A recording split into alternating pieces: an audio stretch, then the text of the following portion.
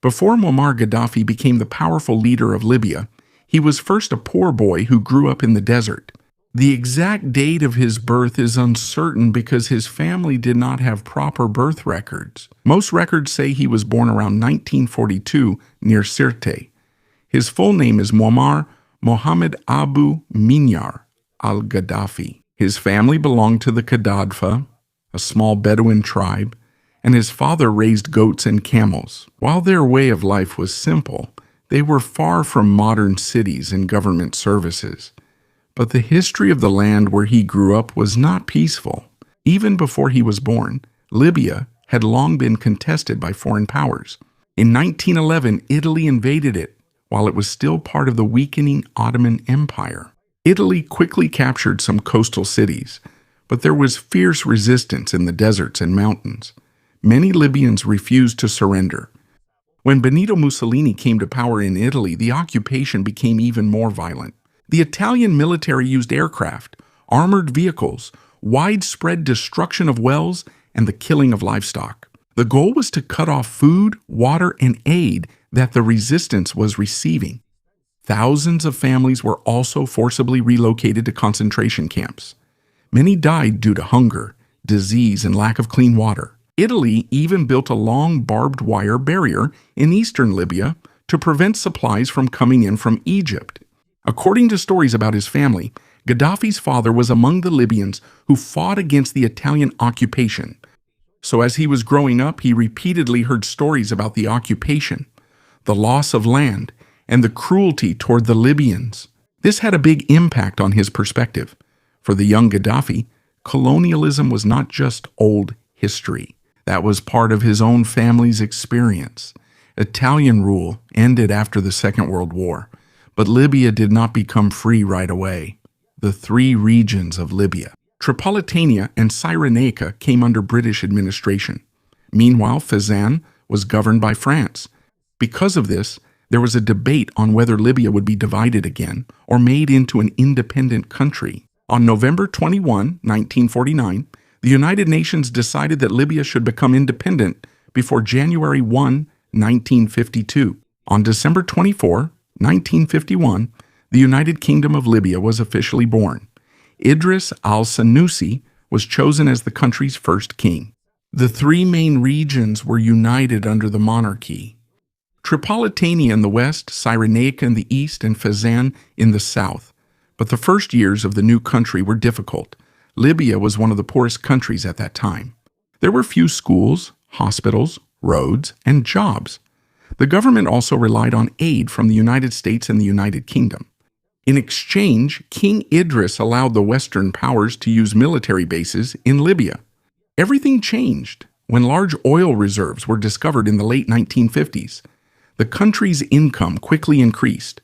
There were funds for roads, buildings, government services, and new businesses, but the benefits were not distributed equally. Many ordinary Libyans remained poor, while some officials, businessmen, and people close to the monarchy became wealthy. Western oil companies also played a big role in the industry.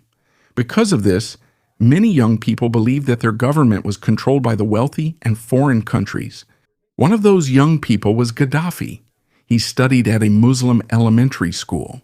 Because his family's home was far away, there are reports that he slept near the mosque whenever there were classes and only went home to the desert on weekends. His life at school was not always easy.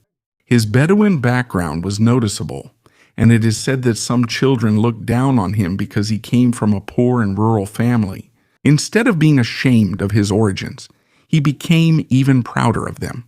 For him, the simple life in the desert was a symbol of the true Libya. Far from the luxurious lifestyle of officials and the influence of Western countries, while studying, he began to develop an interest in politics. His greatest inspiration was Gamal Abdel Nasser of Egypt. In 1952, Nasser helped overthrow King Farouk. He showed that young military officers could overthrow a monarchy they considered corrupt and subservient to foreigners.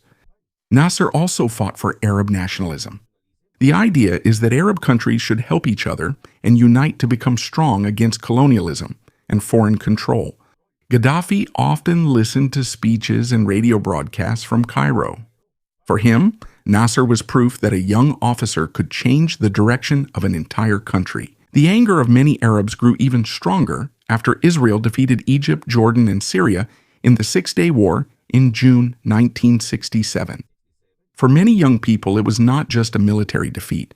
It was also proof that the Arab governments were weak, divided, and unprepared.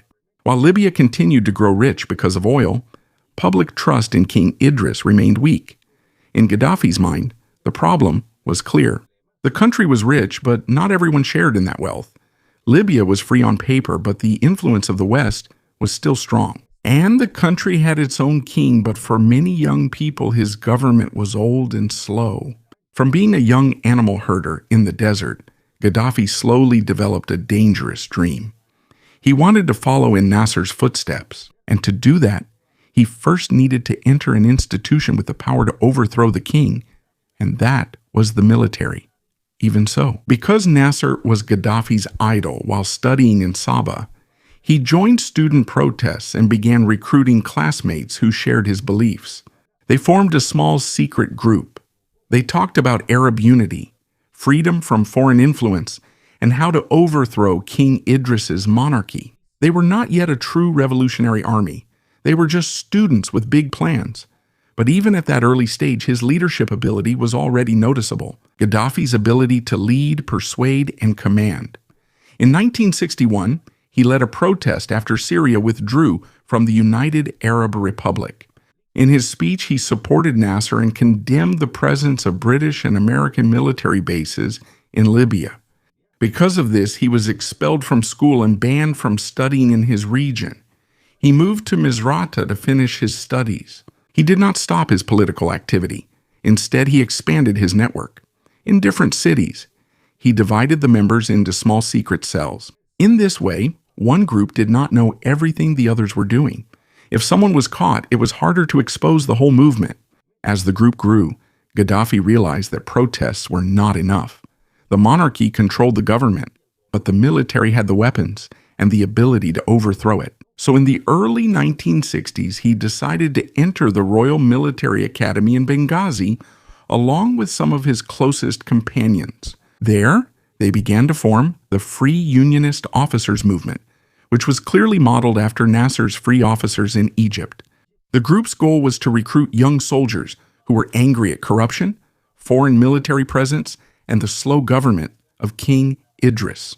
Most of them did not have high ranks, but that was an advantage because the senior officers did not suspect them as much. Among those close to Gaddafi were Abdus Nabdessalam Jalaud, Mustafa Karoubi, and Abu Bakr Yunus Jabr. Eventually, they would become important officials in his government. They secretly met during vacations and in safe places. They gradually placed their supporters in communication units, military camps, and other important parts of the armed forces. Communications are important because in a coup, it's necessary to quickly control the radio, telephones, and the orders being sent to the military. Gaddafi graduated from the military academy in 1990. He also went to the United Kingdom for brief communications training, but this did not change his perspective. His strong opposition to Britain and Western influence in Libya remained. By 1969, the group was ready. They planned the coup several times, but postponed it due to changing situations and the risk of being discovered. Some officials had already heard news about a possible conspiracy, so they investigated and kept an eye on Gaddafi. But the senior military leaders underestimated them. For them, its members were too young, too junior, and too weak to overthrow the monarchy. They were wrong. When King Idris was out of the country and receiving medical treatment abroad, the free officers saw their opportunity. In the early morning of September 1, 1969, the young officers took action. They seized the military headquarters, airports, police stations, government offices, and major communication centers in Tripoli and Benghazi. The operation was not perfect. Some units were delayed, some targets were not immediately controlled, and some officials managed to avoid arrest. But the monarchy was weak and divided. There was almost no organized resistance. Within just a few hours, King Idris's government fell with almost no major fighting. The coup is commonly described as bloodless because there was no widespread fighting or reports of significant casualties. Idris sought help from his allied Western governments, but no military intervention came. The next day, Libyans heard on the radio the voice of a young officer who was still largely unknown across the country. Gaddafi declared that the monarchy was over and the Libyan Arab Republic was born. He promised freedom, Arab unity, social justice, and equal distribution of wealth. He was only 27 years old at that time. The young Bedouin, who used to listen to Nasser's speeches, had finally achieved his long-held dream. He removed the king quickly and almost without a shot being fired. But overthrowing the monarchy was the easy part. The bigger question was what kind of country he would build and how far he was willing to go to stay in power. After the monarchy fell, many Libyans were happy with the new government. The new leaders were young. They came from ordinary families and promised to eliminate corruption and the control of Western countries. But there was a big problem. They didn't have enough experience in running an entire country. Gaddafi knew that a counter-coup could happen soon, so he asked for help from Gamal Abdel Nasser of Egypt, the leader he had admired for a long time. Egypt sent advisors and military officers to help the new government. At the same time, Gaddafi quickly removed anyone who might oppose him. Several members of the royal family, former officials, military commanders, and politicians were arrested. Many were tried in public to show that the old system was over. Local officials were also replaced with people loyal to the revolution. The power of some tribal leaders was reduced and the control of the central government was strengthened. Gaddafi assumed the rank of colonel and became the most powerful person in the military. A civilian government was established, but the real decisions remained with the Revolutionary Command Council, which he controlled. Some of his former companions did not like this, because the group's first promise was to give the people the right to govern after the king was overthrown. But as time went by, it became clear that Gaddafi had no intention of giving up power anytime soon. In December 1969, some officials attempted to overthrow the new government. The plan failed, and Gaddafi became even harsher toward potential opponents. As his power grew, he quickly removed the remaining presence of Western military in Libya. The British forces left in March 1970. The Americans at Willows Air Base followed a few months later. For many Libyans, this was a major victory. They had long seen the military bases as a symbol that even though the country was free on paper, foreigners still had strong control. The government also expelled thousands of Italian settlers and took much of their property. Gaddafi considered this as reclaiming the lands and wealth that were taken during the Italian occupation. Most of the Jewish community in Libya had already left after the violence that followed the Six-Day War in 1967. Under the new regime, the remaining Jewish property was also confiscated and the former community completely disappeared. Gaddafi did not only target the military and foreign residents, he also gradually expanded the state's control over the economy. Libya forced foreign oil companies to give a larger share of profits and control to the government. Some companies and banks were taken over or placed under stricter state control.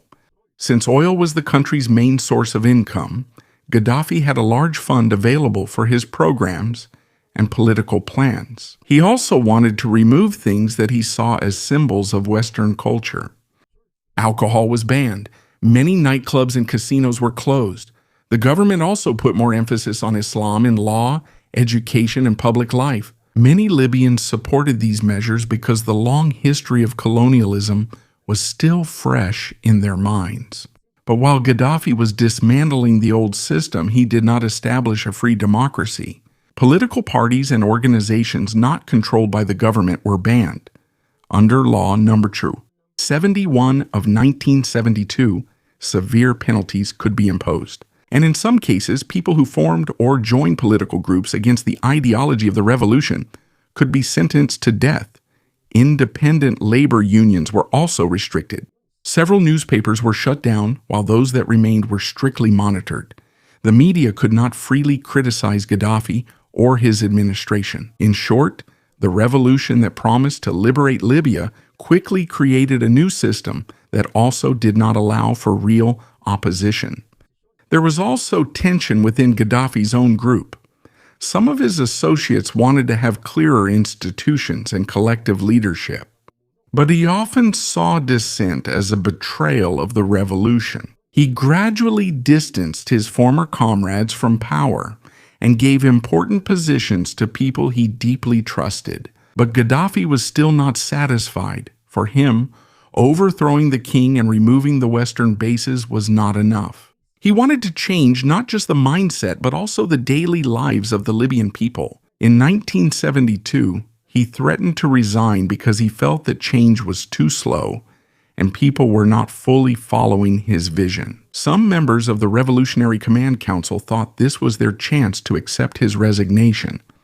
But when they said they agreed, Gaddafi got angry. He insisted that it was not the council who should decide because they were not elected by the people. He said he would face the public directly. In April 1973, many people gathered in the town of Zuwara to hear his expected resignation. But he did not resign. Instead, he declared a new cultural revolution. He called for a broader purge within the government and the removal of old laws, attacks on the enemies of the revolution, and more direct control over society. From that day on, he was no longer just the leader of the military coup. He made himself the center of the entire political system, and the more personal and stricter phase of his long rule began. In Gaddafi's cultural revolution, he promised that the ordinary citizens themselves would govern Libya. He formed local committees in towns, schools, offices, and workplaces. They were supposed to be the ones making decisions and removing officials who represented the old system. But instead of people becoming freer, the government's control only expanded. Many mayors, school administrators, and local leaders were replaced. Those suspected of being against the revolution were also arrested. Because the rules were unclear, some people were accused simply because of personal conflicts or complaints from their rivals. In the universities, it was ordered to remove books that the regime considered against Arab nationalism, Islam, socialism, and the revolution. Gaddafi also formed a large militia made up of supporters of his government. On paper, their duty was to defend the revolution. In reality, they became an additional force that could be used against possible opponents. At the same time, Gaddafi introduced his own political ideology, which he called the Third Universal Theory. For him, both capitalism and communism were wrong. He said that in capitalism, too much power goes to wealthy people and businesses. In communism, on the other hand, the state has too much control over the lives of the citizens. His answer was a system that combined Arab nationalism, socialism, and his own interpretation of Islam. Later on, he wrote these ideas in the Green Book, which was first published in 1975. According to Gaddafi, parliament and political parties are not real forms of democracy because only a few people make decisions for everyone. Instead, he wanted to divide the country into small people's congresses and committees where every citizen could participate directly. The book also discussed the economy and society. He was against a system where a person earns from the work of others. He also believed that the family is important, but he placed women and men in different traditional roles. For his supporters, this was a new way of governing. But for his critics, his ideas were confusing and not original. Above all, this was contrary to what was really happening in Libya. While he said that the people should lead, they had no freedom to form their own party, free media, or organizations not controlled by the state. The Green Book was used as the basis of the system, but the real power remained with Gaddafi and his men. The conflict within the former group of revolutionary organizations grew even bigger. Some of his former companions defected. In 1975, there were also officials who tried to plan another coup. The plan was discovered before it could be carried out. After this, Gaddafi further removed from power those people he did not fully trust. On March 2, 1977, he announced the new system called Jamahiriya, or State of the Masses. The official name of the country was changed, and Libya used a plain green flag. On paper, there was no longer a regular president, parliament, or political party. The local people's congresses were supposed to make decisions, and their decisions would be passed on to a higher Congress. But participation from many Libyans was weak. It was also unclear who was really responsible for each problem. The government became even more chaotic. Corruption increased, and it became harder to know who should be held accountable. Meanwhile, the state expanded its control over property and businesses. Land ownership was limited, and policies based on Gaddafi's economic ideas were implemented. While he claimed that power was in the hands of the people, fear was growing inside schools and universities. Some students protested against his system. Just like Gaddafi in his youth, they also called for change, but he did not listen to them. Many were arrested, and there were students and other opponents of the regime who were executed in public. Some executions were carried out or shown to scare anyone who would dare to fight back. According to Human Rights Watch, public executions of students, military officers, and political dissidents became part of his administration. Afterwards, Gaddafi created a system that further strengthened his position. In 1979, he formally stepped down from some government positions and called himself the leader of the revolution, or brother leader. It seemed like he no longer had any direct official duties, but in reality, he was still the most powerful person in Libya. The formal government handled the day-to-day work, but Gaddafi and his small inner circle had the final say on important decisions. He also reinforced the revolutionary committees. These groups started in universities where they looked for teachers and students suspected of being against the regime. Eventually, they infiltrated government offices, workplaces, media, and local congresses. They didn't just explain the revolution.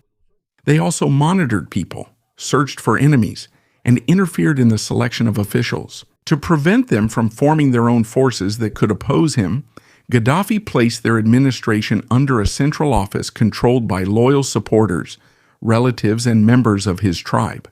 All important communication had to go through the center. In this way, he used the revolutionary groups against his enemies, but also prevented them from planning a coup against him. He also strictly controlled the media. No reporter or broadcaster was allowed to become too popular or have their own voice. News, education, and public messages had to follow the ideology of the state. By 1980, there was a widespread operation against suspected enemies of the revolution. Thousands were arrested and many dreams were shattered. Family members became afraid to speak even inside their own homes. The system that was introduced as direct rule by the people became the exact opposite. Gaddafi wore no crown and held no presidential title, but he controlled the military, the political system, the media, and the groups that watched over society. On paper, Libya is a state of the masses. In reality, the whole country revolves around one person. By the 1980s, there was almost no free opposition in Libya. The media, military, schools, and government offices were strictly controlled. Many suspected enemies were arrested. Meanwhile, public executions and televised confessions were used to intimidate the people. At the same time, the economy weakened. The state controlled many businesses, jobs, stores, land, and services. Many Libyans relied on the government for salaries, housing, health care, and other needs. There were free services, but there was also widespread corruption, shortages of goods, poor management, and waste of oil money. Gaddafi also spent a large amount on weapons and foreign conflicts. He wanted to become the main leader of the Arab world after Gamal Abdel Nasser died in 1970. He tried several times to unite Libya with Egypt, Syria, Tunisia, and other Arab countries. But his plans failed because other leaders didn't want to be under his rule. When they didn't agree, sometimes he would support their enemies. His regime was accused of supporting coup plots, rebel groups, and armed movements in the Middle East, Africa, Europe, and other places. He gave money and training to some Palestinian militant groups. He also supported leaders like Idi Amin of Uganda and Jean Bedel Bokassa of the Central African Republic. But he also helped some anti-colonial and anti-apartheid movements, including Nelson Mandela's African National Congress. Because of this, people have different views about him. For some, he was a supporter of oppressed countries. For others, he was just using oil money to expand his own power. His biggest military failure in Africa happened in Chad. Libya had long intervened in the civil war there and claimed the Ozu Strip in northern Chad. Gaddafi sent many soldiers and heavy weapons, but the Libyan forces were defeated in the late 1980s. Thousands of soldiers died. Many were wounded, captured, or fled. This showed that even though Libya had many weapons, the military was still weak in training, command, and morale.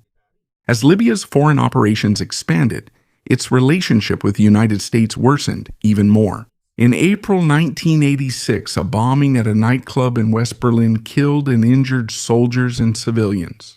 The United States accused Libya of being behind it. In retaliation, American aircraft bombed targets in Tripoli and Tel. This showed it even in the 1980s. Several military facilities in Gaddafi's compound were hit. Some civilians also died. Gaddafi survived, but the attack showed that his military was weak against a direct strike from the United States. After this, life in Libya became even harder. Oil prices dropped, sanctions expanded, and imported food, medicine, and other basic goods became scarce. Some private businesses were allowed again, and some political prisoners were released. But surveillance, arbitrary arrests, torture, and severe punishment of the opposition remained. In 1992, the United Nations imposed sanctions against Libya because he refused to immediately hand over the two suspects in the bombing of Pan Am Flight 103 in Lockerbie, Scotland. More than 260 people died in that attack. The sanctions had a significant impact on Libya's economy and international travel. But the oil trade was not completely cut off, because some European countries opposed harsher penalties on Libya's main industry. As the economy weakened, Gaddafi also faced coup plots and Islamist militants. In 1993, a military conspiracy against him failed. Many of those involved were arrested and punished, including some of their families and tribes. The fight against Islamist groups became more intense in the 1990s. Thousands were arrested while some fought against government forces in eastern Libya. The darkest event was the Abu Salim prison massacre in June 1996. Approximately 1,200 prisoners were believed to have been killed after a protest over poor prison conditions. The government kept what happened hidden for a long time. Many families were not immediately told that their relatives had died. The anger over Abu Salim would become an important reason for the uprising in 2011. But before the regime fell, Gaddafi first changed his foreign policy. After the September 11 attacks in the United States, Libya provided intelligence about Islamist militants. In December 2003, Libya agreed to abandon its nuclear and chemical weapons programs and allow international inspectors. Because of this, Libya's relations with the United States and Europe gradually improved. Many sanctions were lifted, foreign investment returned, and major oil companies resumed deals with Libya. For the West, it seemed that Gaddafi had changed. But inside the country, there was almost no real political reform. Much of the new wealth went to officials, businessmen, and members of his family. Meanwhile, unemployment remained high, public services were weak, and corruption was widespread. His son Saif al-Islam spoke about reform and a better life, about the economy, but the promises were never serious. Gaddafi and his loyal supporters did not want to give up the power they had held for more than 40 years. In early 2011, the long-standing leaders of Tunisia and Egypt fell due to massive protests. This was part of what was called the Arab Spring. On February 15, 2011, the lawyer Fatih Tervil was arrested in Benghazi. He represented the families of those who died in the Abu Salim massacre. People gathered to demand his release and call for reform. When the security forces used violence, the protest quickly turned into a call to overthrow the entire regime. The rebellion spread in eastern Libya. Some soldiers, diplomats, ministers, and former supporters of Gaddafi defected from the government. The opposition established the National Transitional Council in Benghazi. In the West, Gaddafi maintained control over Tripoli and other areas for the time being. His forces used tanks, artillery, aircraft, and loyal militias against the rebellion. By March, government forces were approaching Benghazi. Gaddafi warned that he would pursue his enemies. Because of this, many countries feared that there would be a large-scale killing of civilians. On March 17, 2011, the UN Security Council authorized a no-fly zone and military action to protect civilians. Airstrikes by the United States, France, Britain, and other countries began. Eventually, NATO led the operation, and because of air support, the rebellion survived and gradually recovered. After long battles, the opposition captured Misrata and other strategic areas. In August 2011, the rebel forces entered Tripoli. Many regime units quickly disappeared. Meanwhile, Gaddafi and his family fled. He hid in Sirte, one of the last places controlled by loyalist forces. On October 20, 2011, Gaddafi's convoy tried to escape from Sirte. It was hit by NATO aircraft. He survived the first attack, but he was later captured by opposition fighters near a drainage pipe. He was alive when he was captured, but he was beaten amid the chaos around him. The transitional government said he died in a crossfire, but videos and investigations showed that he may have been killed after being captured. It was never fully resolved, and it's not clear who fired the fatal shot. His body was displayed in Misrata before he was buried in a secret location in the desert. That was the end of his more than 42-year rule. Gaddafi started as a young Bedouin who promised to free Libya from the monarchy, corruption, and foreign control. He used the oil wealth for infrastructure, education, and social services. But he also dismantled political freedom, silenced the media, and killed or imprisoned his opponents. When he was gone, there was no strong democratic institution ready to take over. So Libya's problems did not end with his death. The country was left divided, full of weapons, and without a stable system that could unite everyone. In the end, it was not only Gaddafi who fell. Along with him collapsed the system he built around his own power.